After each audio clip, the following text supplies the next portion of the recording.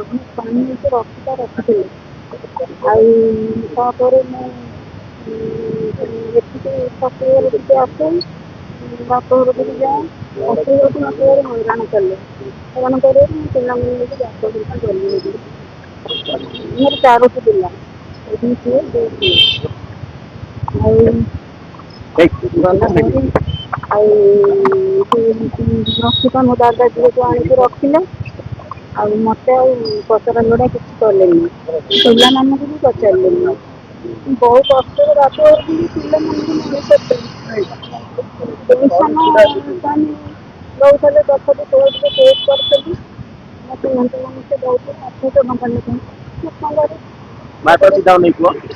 ସେ ଏବେ ମରିଗଲେ ମେ 24 ମରିଗଲା ପରେ ସେ ରଖିତା ସ୍ତ୍ରୀ ନାଁରେ ପେନସନ୍ କରିଦେଇକି ଯାଇଛନ୍ତି ସେ ସେଇଥିରେ ଆଣୁଛି ବର୍ତ୍ତମାନ ଆପଣ ପେନସନ ପାଉନାହାନ୍ତି, ଯୋଉ ଆର ଜଣ ସ୍ତ୍ରୀ ଥିଲେ ତାଙ୍କର ସେ ପେନସନ ପାଉଛନ୍ତି। ହଁ ସେ ରଖିଲା ଯାଇକି ରଖିଦେଲାଣି କେତେ ଟଙ୍କା ସେ ପାଉଛନ୍ତି ଆପଣ ପାଇବା କଥା? 20,000 ପାଉଛନ୍ତି ସିଏ 20,000 ପାଉଛନ୍ତି, ଯୋଉଟା କି ଆପଣଙ୍କର ହକ୍ ଆପଣ ପାଇବା କଥା। ବର୍ତ୍ତମାନ ଆପଣ ଚାହୁଁଛନ୍ତି କଣ? ଆଉ ମୁଁ ବି ରୋଗୀ କ୍ୟାନ୍ସର ରୋଗୀ କଟକ ଆସିଲାରେ ଟ୍ରିଟମେଣ୍ଟ ହେଉଛି ପଇସା ବି ନାହିଁ ଔଷଧ ପତ୍ର ଟିକେ ଖାଇବାକୁ ଆପଣ ଏଇ ନେଇ କାହା ସହିତ କଥା ହେଇଥିଲେ, ଆଲୋଚନା କରିଥିଲେ ବିଷୟ ନେଇକି ଆପଣ ପେନସନ ପାଇବା ପାଇଁ? କ'ଣ ଅଫିସକୁ ଗଲି ସେ ଫେରେଇ ଦେଲି ମାଉସୀ ଯୋଉ ଆପଣଙ୍କ ସ୍ୱାମୀ ଯୋଉ ରଖିତା ରଖିଲେ ତାଙ୍କ ନାଁ କଣ ଆଉ ଆପଣଙ୍କ ନାଁ କଣ ସ୍ୱାମୀଙ୍କ ନାଁ କଣ? ସ୍ୱାମୀଙ୍କ ନାଁ ରାମଚନ୍ଦ୍ର ପ୍ରଧାନ ମୋ ନାଁ ରେଣୁବାଳା ପ୍ରଧାନ ଯୋଉ ରଖିତା ରଖିଥିଲେ ରଖିତା ନାଁ ବିଷ୍ଣୁପ୍ରିୟା ପ୍ରଧାନ କେତେ ବର୍ଷ ହେଲା ସେ ତାଙ୍କ ସହିତ ଥିଲେ? ସେ ତ ମୋ ପିଲା ବାହାଘର 10 ବର୍ଷ ମୋ ପିଲା 4ଟା ଜନ୍ମ ହେବା ପରେ 10 ବର୍ଷ ବାହାଘର 10 ବର୍ଷ ପରେ ତାକୁ ନେଇଯାଇଛନ୍ତି ତାଙ୍କର କଣ ବିବାହ ହେଇନା ସେ ସେମିତି ତାଙ୍କ ସହିତ ଥିଲେ ସେମିତି ପିଲାବେଳେ? ରଖିକି ସରକାରୀ ଚାକିରି କରିଥିଲେ ସ୍ତ୍ରୀ ଅଛି ବିଜୟ ବିବାହ କରିପାରିବନି ସେମିତି ରଖୁଛନ୍ତି ଆପଣ କଣ ଚାହୁଁଛନ୍ତି? ଏମିତି ପେନସନ୍ ମୁଣ୍ଡରେ ପାଇଲେ ନିଜର ଶରୀରଟାକୁ କ୍ୟାନ୍ସର କରିକି କଟକ ପାଟଶୀନଗରରେ ପଡ଼ିକି ଆସିଛି ମାସେ ଆପଣଙ୍କ ହକ୍ ଆଉ ଜଣେ ଉପଭୋଗ କରୁଛି। ହଁ ଠିକ ଅଛି। ମୋ ନାଁ ପ୍ରଶାନ୍ତ କୁମାର ସ୍ୱାଇଁ, ମୋ ଘର କୋଶଳ ଗ୍ରାମ। ଆପଣ ମା ଗୋଟେ ଅଭିଯୋଗ ଆଣିଛନ୍ତି ତାଙ୍କ ପେନସନ ପାଉନାହାନ୍ତି, କଣ ସେ ଘଟଣା? ଆମେ ଛୋଟ ଛୋଟ ହେଇଥିଲୁ, ମୋ ବାପା ମୋ ସାନ ଅଜାଙ୍କର ଝିଅ ମୋର ଯିଏ ମାଉସୀ ହେବେ ତାଙ୍କୁ ଆଣିକି ମୋତେ 8 ବର୍ଷ ଏକାବନ ସେ ତାଙ୍କୁ ଆଣିକି ରଖିଥିଲେ ପାଖରେ। ତାପରେ 79 ମସିହାରେ ବାପା ତାଙ୍କୁ ଆଣିଥିଲେ, 69 ମସିହାରେ ମୋ ମାଆକୁ ମ୍ୟାରେଜ କରିଥିଲେ, 70ରେ ମୋର ଜନ୍ମ। ଆଉ 79 ମସିହାରେ ମୋର ସାନ ଅଜାଙ୍କ ଝିଅକୁ ଆଣି ପାଖରେ ରଖିଲେ, 80 ମସିହାରେ ତାଙ୍କର ପୁଅ ଜନ୍ମ। ତାପରେ ମୋ ମାଆଙ୍କ ପ୍ରତି ଟର୍ଚର ଆରମ୍ଭ ହେଲା। ମୋ ମା ଯେହେତୁ ବାପାଙ୍କର ଗୋଟିଏ ଝିଅ, ତେଣୁ ସିଏ ତାଙ୍କ ବାପାଙ୍କ ପାଖେ ଆମେ ଛୋଟ ଛୋଟ ବେଳୁ ଆମକୁ ନେଇ ତାଙ୍କ ବାପ ଘରେ ରଖି ଆପଣଙ୍କ ବାପା ମା ଅଲଗା ହେଲେ 80 ମସିହାଠୁ ଅଲଗା ହେଲେ। 80 ମସିହାରେ ତାଙ୍କ ପିଲା ହେଲା ପରେ ସେ ଅଲଗା ହେଇଛନ୍ତି। 79 ମସିହା ଆଣିଲା ପରଠୁ କେତେ ମିଟର ତାଙ୍କ ଲାଗିଥିଲା।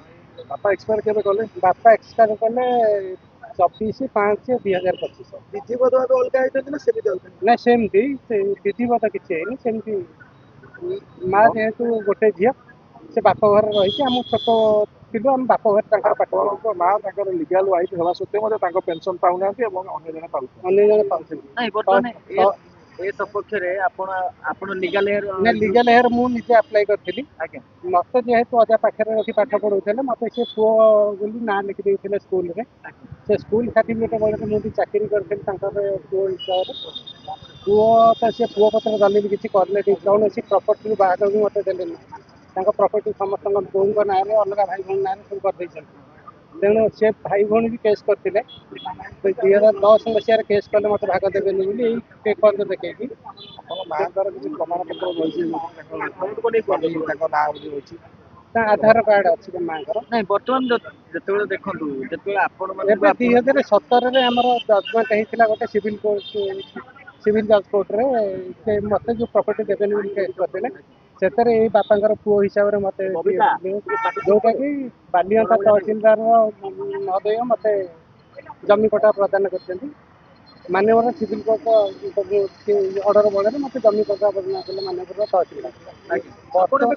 ବର୍ତ୍ତମାନ କଣ ଅସୁବିଧା ହଉଛି? ବର୍ତ୍ତମାନ ମୋତେ ରେସିଡେଣ୍ଟ ସାର୍ଟିଫିକେଟ୍ ବି ପ୍ରଦାନ କରିଛନ୍ତି। ମୋର ଆଧାର କାର୍ଡ଼ ବି ବାପାଙ୍କ ନାଁ ଅଛି ରାମଚନ୍ଦ୍ର ପ୍ରଧାନ, ପ୍ୟାନ୍ରେ ବି ରାମଚନ୍ଦ୍ର ପ୍ରଧାନ, ଲିଗାଲ ହେୟାର ଯେଉଁ ଇଏରେ ରେସିଡେଣ୍ଟ ସାର୍ଟିଫିକେଟ୍ ଲିଗାଲ ହେୟାର ପ୍ରଦାନ କରିବାରେ ବିଳମ୍ବ କଲେ ସିଏ ଦେଉନାହାନ୍ତି, କ୍ୟାନସଲ୍ କରିଦେଉଛନ୍ତି ଆଡ଼ିସନାଲ୍